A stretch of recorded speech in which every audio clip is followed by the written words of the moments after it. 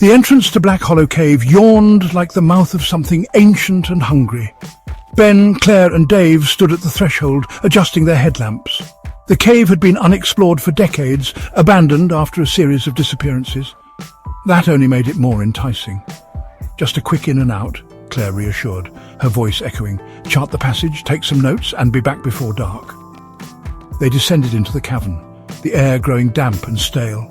The light from their headlamps cut through the suffocating darkness, revealing jagged rock formations and tunnels that twisted like veins into the earth. An hour in, they reached a narrow crawl space. "Should lead to a chamber," Ben said, squeezing through first. Claire followed, then Dave. The space was tight, forcing them onto their stomachs. The further they crawled, the more the passage seemed to constrict, pressing against them like a living thing. Then the sound came. A wet, shuffling noise. Ben froze. "Did you hear that?" Claire nodded, her breath hitching. "Probably just water dripping," Dave muttered, but there was no confidence in his voice.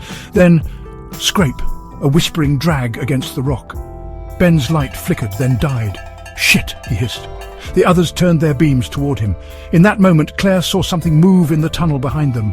A shape, low and twisted, retreating into the dark. "Move. Now," she whispered. They scrambled through the crawl space, gasping as they emerged into a vast chamber.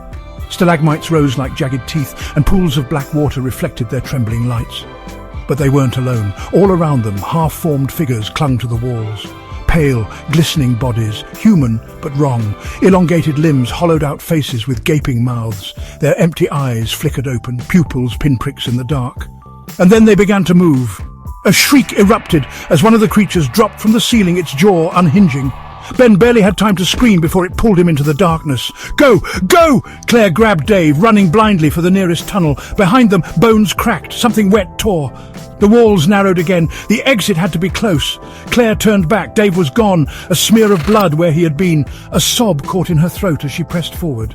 The light of the entrance was ahead, a distant pinprick. Then hands shot from the dark, dragging her back into the earth. The cave fell silent. Black Hollow remained unexplored and hungry.